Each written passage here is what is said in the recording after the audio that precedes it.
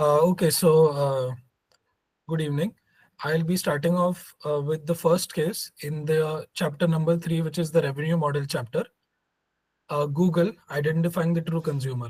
Now, from the chapter, what we can see is that the first plan was that uh, Google wanted to showcase themselves as a technologically superior search engine, but the model had a lot of users but no paying customers, so it was not making any money. The second plan would be licensing, where they wanted to license this search technology, but it proved to be unsustainable. The third plan was advertising, where we can see a key shift was identifying the advertisers as a true customer and using competitor overture as a direct analog for a paid listings model. Here we can see that the winning revenue model was a cost per click model where advertisers would bid for relevant targeted ads which they can showcase to their consumers, and these consumers would be the users of the entire search engine. So the key takeaways that we can see from this is that the success of this business model did not come from the users, but from identifying the advertisers as the true customers and solving their pain by making it monetizable. This showcases that there was a shift from a product focus to a customer centric revenue model that answers the question who will pay and why. This also showcases that it is not compulsory that the users of your business model or the users of your product are the sole customers and are the sole people who are paying for that model. So the advertisers here were the main people who are paying to keep the business running. Now Vishal will take it forward. Okay, so in slide number two, we are going to see about the Silver Glide, finding the pain in the niche market. It has been divided into three parts, as you can see: Plan A, the strategic pivot, and the winning revenue model. So what does Plan A specifically talks about? Let's have a deep look into it. It was founded on a patented reusable non-stick surgical probe, which was targeted at the plastic surgeons. What was the cause of its failure from the revenue aspect?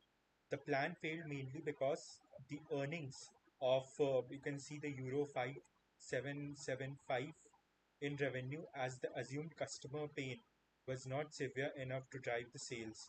So, the key insight from this is that the customers were not really driven to purchase the product mainly because they didn't feel any need for it.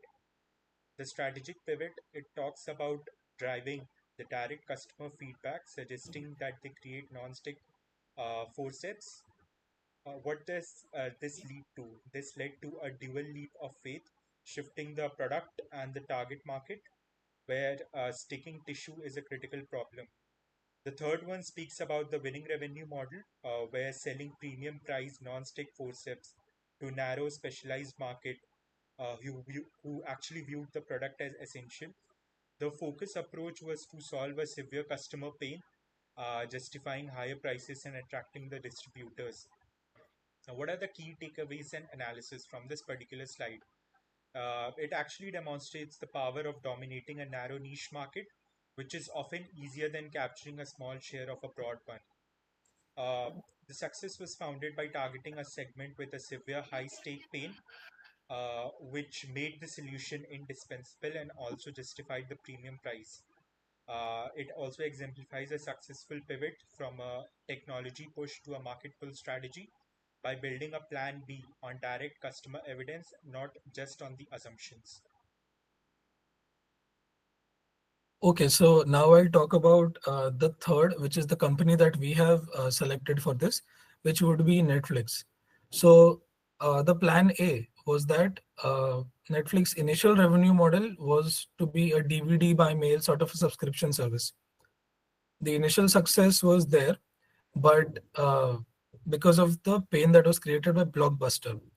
But then, after a while, Netflix took a massive leap of faith by pivoting to streaming, shifting from